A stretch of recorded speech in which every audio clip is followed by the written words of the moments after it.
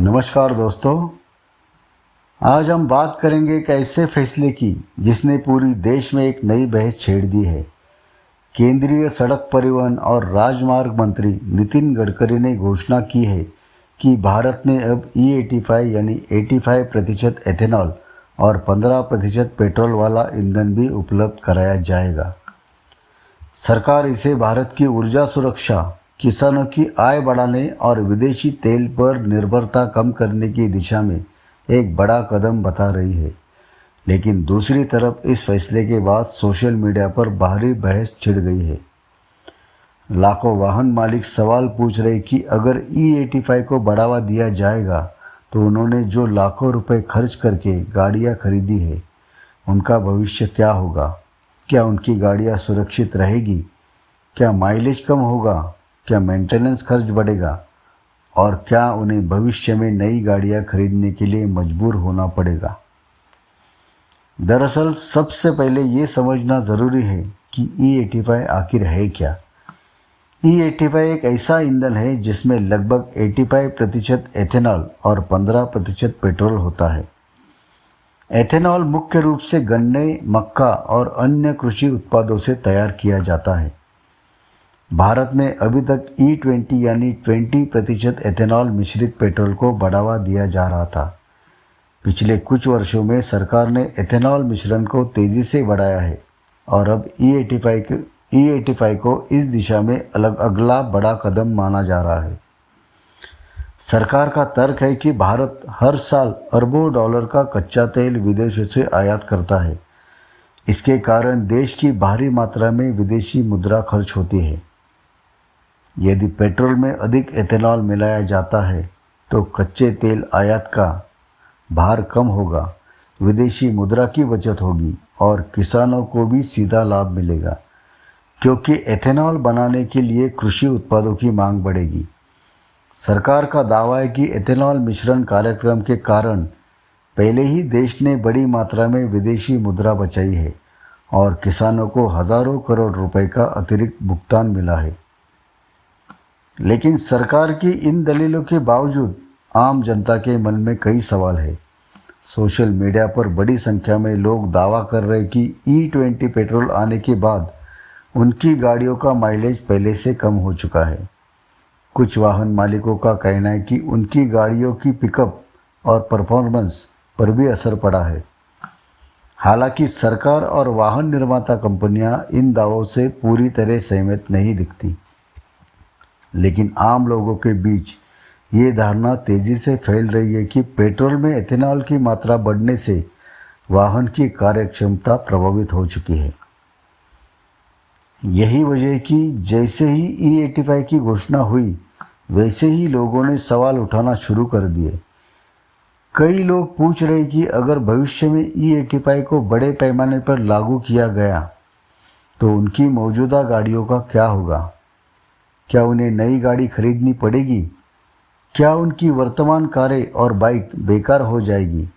क्या लाखों लोगों का निवेश खतरे में पड़ जाएगा? यही सवाल इस समय पूरे देश में चर्चा का विषय बन चुका है। अब यहाँ सबसे महत्वपूर्ण बात यह है कि E85 हर गाड़ी के लिए नहीं है। सरकार का कहना है कि E85 केवल फ्लेक्स फ्यूल व्हीकल यानी FFV गाड़ियों के लिए लाया जा रहा है और यही वो बिंदु है जिसे लेकर सबसे ज़्यादा भ्रम फैल चुका है। तो आखिर FFV यानी फ्लेक्स फ्यूल व्हीकल क्या होती है? फ्लेक्स फ्यूल व्हीकल ऐसी विशेष गाड़ियाँ होती है जिनके engine, fuel tank, fuel pipe, injector और इलेक्ट्रॉनिक सिस्टम को इस प्रकार से डिज़ाइन किया जाता है कि वे अलग अलग अनुपात वाले एथेनॉल मिश्रित ईंधन पर सुरक्षित रूप से चल सके।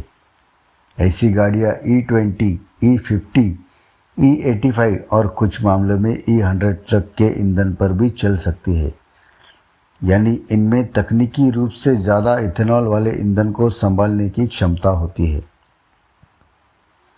इसके विपरीत भारत की अधिकांश सामान्य पेट्रोल गाड़ियाँ केवल E20 तक के ईंधन को ध्यान में रखकर बनाई गई है। यदि किसी सामान्य वाहन में लगातार E85 का उपयोग किया जाए तो इंजन के कुछ हिस्सों पर अतिरिक्त दबाव पड़ सकता है। फ्यूल सिस्टम के पुर्जों को नुकसान हो सकता है और लंबे समय में वाहन की कार्यक्षमता प्रभावित हो सकती है। यही कारण है कि E85 को सभी गाड़ियों के लिए मंजूरी नहीं दी गई है, ऐसा सरकार का कहना है। भारत में अभी FFV गाड़ियों की संख्या बहुत सीमित है। सबसे चर्चित उदाहरण Toyota Innova Hycross flex fuel model का है, जिसे नितिन गडकरी ने स्वयं पेश किया था।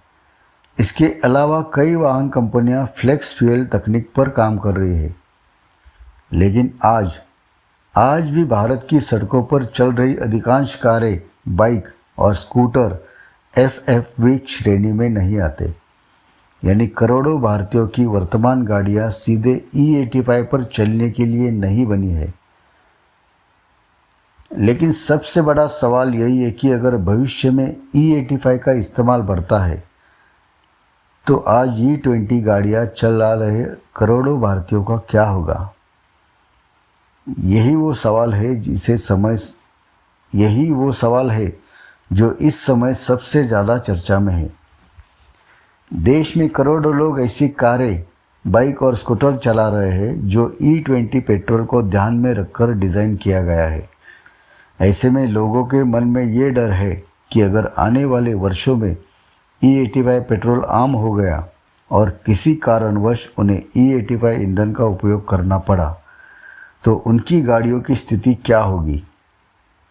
विशेषज्ञों के अनुसार E20 और E85 में बीच बहुत बड़ा अंतर है।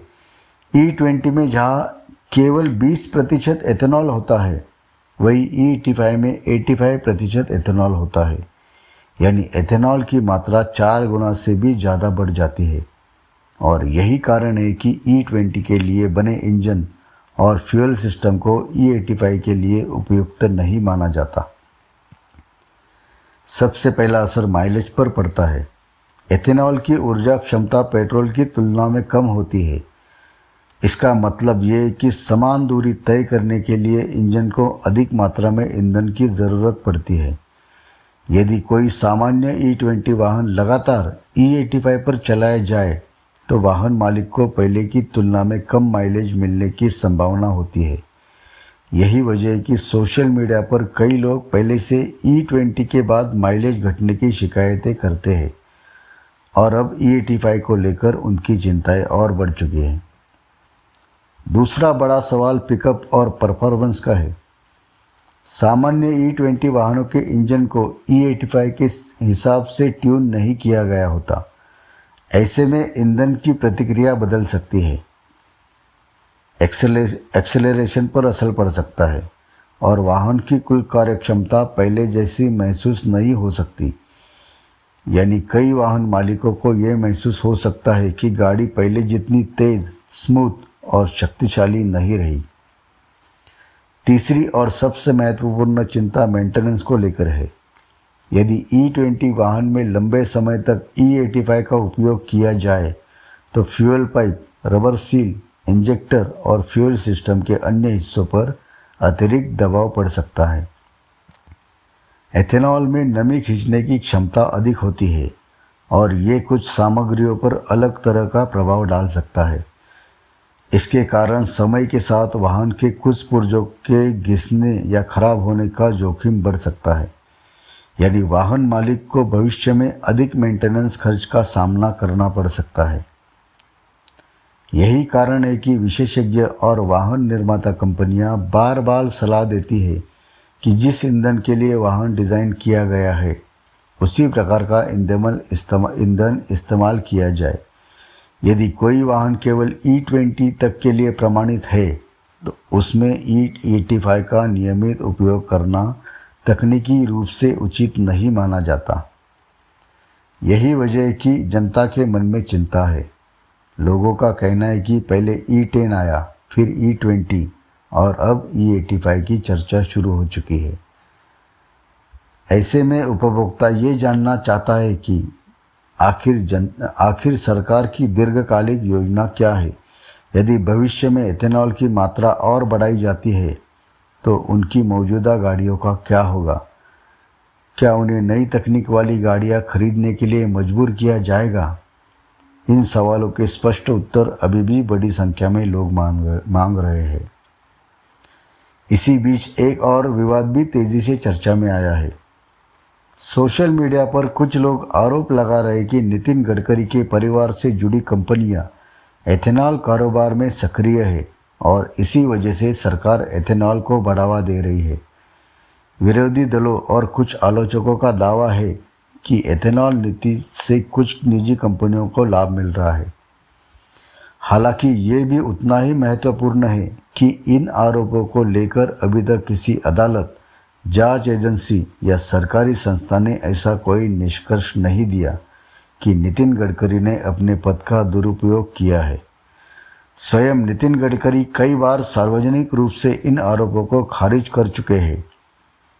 उनका कहना है कि एथेनॉल नीति का उद्देश्य देश को तेल आयात पर निर्भरता से मुक्त करना है, किसानों की आय बढ़ाना है और भारत को ऊर्जा क्षेत्र में आत्मनिर्भर बनाना है, न कि किसी व्यक्ति या कंपनी को लाभ पहुंचाना। अब सवाल ये कि क्या E85 आने के बाद लोगों को डरने की ज़रूरत है? तो फिलहाल सरकार का जवाब है नहीं। सरकार का कहना है कि E85 को सामान्य पेट्रोल का तत्काल विकल्प नहीं बनाया जा रहा है। इसे केवल उन वाहनों के लिए उपलब्ध किया जा रहा है जो फ्लेक्स फ्यूल तकनीक से लैस है, यानी जिन लोगों के पास सामान्य E20 वाहन है उन्हें अभी अपनी गाड़ी बदलने की आवश्यकता नहीं है। E20 ईंधन और सामान्य पेट्रोल व्यवस्था फिलहाल जारी रहेगी, लेकिन इसके बावजूद बहस खत्म नहीं हुई है। एक तरफ सरकार इसे आत्मनिर्भर भारत, किसानों की समृद्धि, विदेशी मुद्रा की बचत और ऊर्जा सुरक्षा का बड़ा कदम बता रही है। दूसरी तरफ लाखों वाहन मालिक माइलेज, पिकअप, इंजन की क्षमता, वाहन की अनुकूलता, भविष्य की लागत और बढ़ते मेंटेनेंस खर्च को लेकर चिंतित है। यही वजह है कि E85 का मुद्दा केवल ईंधन का नहीं है। ये करोड़ों भारतीय वाहन मालिकों, किसानों, ऑटोमोबाइल उद्योग, तेल आयात, विदेशी मुद्रा और देश की भविष्य की ऊर्जा नीति से जुड़ा एक बड़ा राष्ट्रीय मुद्दा बन चुका है। अब देखना दिलचस्प होगा कि आने वाले महीनों और वर्षों में E85 को लेकर सरकार क्या नए कदम उठाती है। वाहन कंपनियां किस प्रकार की नई फ्लेक्स फ्यूल गाड़ियां बाजार में लाती है और सबसे महत्वपूर्ण बात, आम जनता इस नई नीति को किस रूप में स्वीकार करती है। फिलहाल इतना तय है कि E85 ने देश में एक नई बहस को जन्म दिया है। ये बहस केवल पेट्रोल और एथेनॉल की नहीं, बल्कि करोड़ों लोगों की गाड़ियों, उनकी जेब, उनके रोज़मर्रा के खर्च और भारत की भविष्य की ऊर्जा रणनीति की बहस बन चुकी है। और आने वाले समय में ये मुद्दा राजनीति, अर्थव्यवस्था, ऑटोमोबाइल सेक्टर और आम जनता के बीच चर्चा का एक बड़ा विषय बन के रहने वाला है।